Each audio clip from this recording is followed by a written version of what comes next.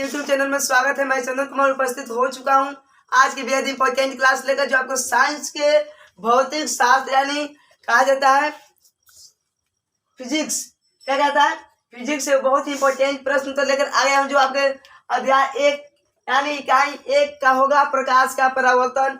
इससे पहले मैंने आपको बहुत से वीडियो अपलोड कर चुका हूँ, आप देखे होंगे। यदि आपको अच्छा लगेगा तो आप जरूर हमें कमेंट शेयर लाइक कीजिएगा और हमारे चैनल को सब्सक्राइब भी कर लीजिएगा, ठीक है। और आज मैं जो आपको बताने वाला हूँ एग्जाम 2022 के लिए बहुत ही वीवीआई प्रश्न होंगे।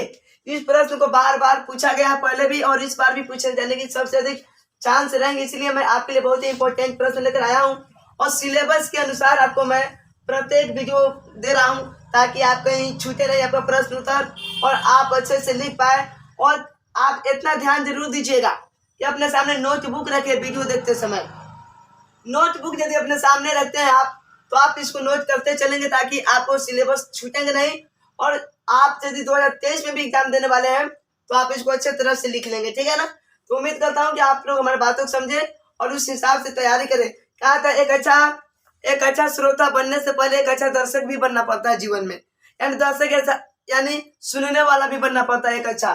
तो आप एक अच्छा सुनने वाला बनिएगा तो आप अच्छे जीवन में अच्छे तरह से आप भी एक दिन एजुकेशन को क्या कीजिए, एक से दूसरे व्यक्ति में ग्रोथ यानी वृद्धि कीजिएगा, डेवलप कीजिएगा, विकास कीजिएगा इन सारी चीजों से, ठीक है ना। तो आज मैं आपके लिए बेहद ही इंपॉर्टेंट क्लास बतला रहा हूँ, जो आपका प्रकाश का परावर्तन से होगा। क्या होगा? प्रकाश का परावर्तन होगा। तो चलिए मैं शुरू करता हूँ क्लास। प्रश्न 1 है आपका, प्रकाश का परावर्तन किसे कहते हैं? प्रकाश का परावर्तन किसे कहते हैं? तो बच्चों इस चीजों से घबरानी नहीं चाहिए। आप कैसे याद कर सकते हैं, इन सारे चीजों को ध्यान देते हुए आपको तैयारी करनी चाहिए। कहा था जीवन में कुछ भी कठिन नहीं, जब मनसा हो एक पढ़ाई की, और दुनिया में कुछ ऐसी चीजें नहीं जो आपको लगती हो कठिनाई सी। तो आप चाह लेंगे तो कठिनाई भी आपके सामने क्या होगा? कुछ भी नहीं होगा, यानी वो कर जाएगा सारी चीजें, लेकिन आपकी सारी चीजों के पीछे एक मेहनत यानी कामयाबी छिपी रहती है, ठीक है। तो क्या है प्रकाश के परावर्तन किसे कहते हैं? तो प्रकाश के किसी वस्तु से मैं एक बना दे रहा हूं, ठीक है। एक कांच बना दे रहा, कांच का गिलास, ठीक है ना। यहाँ पे मैं एक सूर्य का रोशनी बना दिया, क्या बना दे रहे हैं? सूर्य का रोशनी, ठीक है ना। और इससे प्रकाश क्या हो रही है? इस पदार्थ पे टकरा रही है ना, ठीक है। तो कहता है प्रकाश से किसी वस्तु से टकराकर लौटने की प्रकाश का परावर्तन कहते हैं। इससे यदि वस्तु टकरा रही है कितने जा जाकर, और क्या है पुनः वापस आ रही है, क्या रही है? वापस जो प्रक्रिया आ रही है टकरा कर, तो आने की प्रक्रिया को हम लोग क्या कहते हैं? प्रकाश की परावर्तन कहते हैं, ठीक है ना। समझ गए होंगे कि जब प्रकाश किसी वस्तु से टकराने के बाद पुनः वापस लौट जाती है, उस प्रक्रिया को यानी उस नियम को हम लोग प्रकाश के परावर्तन कहते हैं, ठीक है। आगे देखते हैं, समतल दर्पण प्रकाश का एक अच्छा परावर्तक है। समतल दर्पण क्या होता है? प्रकाश का एक अच्छा परावर्तक। जैसे समतल दर्पण देखिए, आपको मैं यहाँ पे बता ही देता हूँ, चित्र के माध्यम से भी आप अच्छे से समझ जाएंगे। देखिए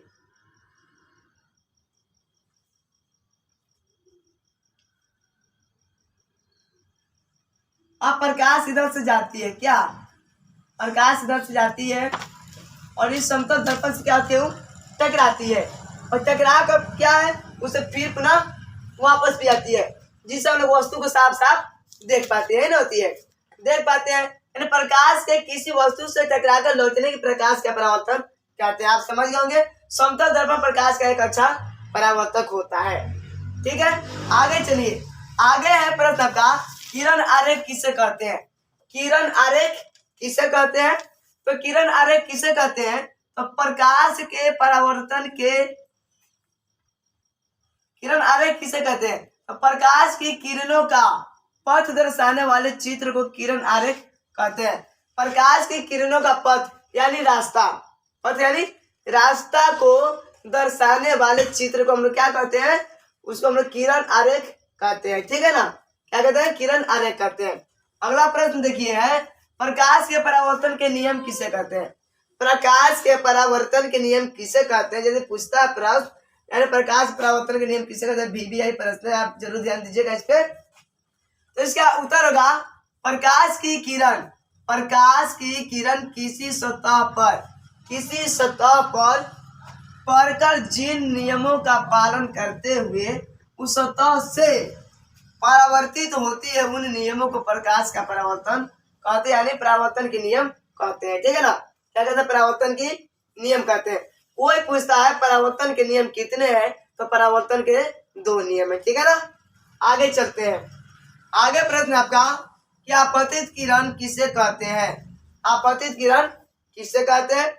तो किसी सतह पर पड़ने वाली किरण को आपतित किरण कहते हैं। देखिए क्या आपतित किरण है, यही ना है कि क्या पर रही है? इस सतह पे, इसी में पड़ रही है, इस सतह पे पड़ रही है कौन किरण? आपतित किरण से प्रकाश जा रही है और इस सतह पे पड़ रही है ना, इस सतह पे पड़ रही है तो क्या कहलाएगी? आपका आपतित किरण कहलाएगी। क्या कहलाएगी? आपतित किरण कहलाएगी। ठीक है ना, इस समतल दर्पण, ये क्या है? समतल दर्पण, यानी यह बराबर है। इस दर्पण में ऊपर खाबर नहीं होती है। आपको पता होगा, आप आगे पढ़िएगा अवतल दर्पण, उत्तल दर्पण, लेकिन यहाँ पे समतल दर्पण मैं बता रहा हूँ, जो आपके ऊपर खाबर नहीं होती है, यानी लेवल इसकी बराबर होती है। ठीक है ना, तो वही मैं बताया आपको कि किसी सतह पर पड़ने वाली किरण को आपतित किरण, अगर इस सतह पे पड़े किरण जाकर इधर से क्या कहलाएगी? आपतित किरण कहलाएगी। ठीक है, आगे चलते हैं। प्रश्न, आपतन बिंदु किसे कहते हैं? आपतन बिंदु किसे कहते हैं? तो कहता है जिस बिंदु पर आपतित किरण सतह से टकराती है, ये जा रही है आपतित किरण और इस पे क्या हो रही है? टकरा रही है। तो ये जो टकराने की प्रक्रिया जो है आपका, जो टकरा रही है, यह प्रक्रिया आपका क्या कहलाएगा? आपतन बिंदु कहलाएगा। क्या कहलाएगा? आपतन बिंदु। देख लीजिए यहाँ पे आपको लिखा गया है, यह क्या है? आपका आपतन बिंदु है। ठीक है ना, आप बढ़िया समझ जाएंगे, नहीं समझ में आएगा तो आप फिर से बोलिएगा। आगे चलते हैं। आगे प्रश्न है, परावर्तित किरण किसे कहते हैं? परावर्तित किरण किसे कहते हैं? तो क्या आपका जिस माध्यम में चलकर आपतित किरण सतह पर आती है, अब देखिए कहाँ आ रही है? सतह पर आ रही है। ठीक है ना, सतह पर आती है, उसी माध्यम से लौट गई किरण परावर्तित किरण कहते हैं। इस माध्यम से आती है और पुनः क्या हो रही है? वापस आ रही है। क्या आ रही है? वापस आ रही है ना, जाकर उस माध्यम से टकराकर, यानी समतल दर्पण से टकराकर पुनः आपस आने की प्रक्रिया को हम लोग क्या कहते हैं? परावर्तित किरण कहते हैं। ठीक है ना, उसको हम लोग परावर्तित किरण कहते हैं। आगे कहते हैं अभिलंब। अभिलंब किसे कहते हैं? तो किसी समतल सतह के किसी बिंदु पर खींचे हुए लंब को, उस बिंदु को अभिलंब कहते हैं। क्या कहते हैं? और हम यानी आपतन बिंदु पर खींचा गया क्या लंब है, इसे हम क्या कहेंगे? अभिलंब कहते हैं। जैसे कोई आपसे पूछता है आपतन कोण किसे कहते हैं? क्या आपतन कोण किसे कहते हैं? तो आपतित किरण, ठीक है, आपतित किरण तथा आपतन बिंदु पर खींचा गया लंब के बीच के जो कोण बनती है, उसे हम लोग क्या कहते हैं? आपतन कोण कहते हैं। ठीक है ना, इस चीज से भी समझ जाइएगा। क्योंकि मैं इस चीज को, इस प्रश्न को अगले वीडियो में लेकर आऊंगा, लेकिन तब तक आपको मैं समझा दे रहा हूँ। कोई पूछता है आपतन कोण किसे कहते हैं? तो आपतित किरण और आपतन बिंदु पर खींचे गए लंब के बीच के जो कोण बनती है, उसको हम लोग क्या कहते हैं? आपतन कोण कहते हैं। ठीक है ना, अब कोई पूछता है परावर्तन कोण किसे कहते हैं? तो परावर्तित किरण और आपतन बिंदु पर खींचे गए लंब के बीच का जो कोण बनता है, उसे हम लोग क्या कहते हैं? परावर्तन कोण कहते हैं। ठीक है ना, इसके नियम है आपतन कोण बराबर परावर्तन कोण होता है। याद होगा आपको कि साइन आई बराबर साइन आर। ठीक है ना, आप कोई एग्जाम में पूछेगा ऑब्जेक्टिव में कि साइन आई बराबर क्या होता है, तो साइन आर होता है। ठीक है, आप इस चीज को बहुत अच्छे से ध्यान दीजिएगा। तो यह परावर्तन के नियम है। कहा था आपतन कोण की जगह परावर्तन कोण की जगह तथा दोनों क्या होते हैं? एक ही समतल में होते हैं। क्या होते हैं? दोनों एक ही समतल में होते हैं, ये भी नियम है। ठीक है, तो बच्चों देखिए मैंने आपको इन सारे चीजों के बारे में बतलाया। आपको अच्छा लगा होगा वीडियो, तो आप जितना हो सके और भी बच्चे के पास शेयर करें, लाइक करें, कमेंट करें, ताकि मेरा वीडियो और भी बच्चे देख सके। और आप अपने नोटबुक पे इसको नोट करते जाए ताकि आप अच्छे से समझ पाएंगे। ठीक है, मैं आपसे अगले वीडियो में फिर नए क्लास के साथ मिलेंगे। तब तक इतना ही मेरी क्लास मिलेगी आपको। जय हिंद।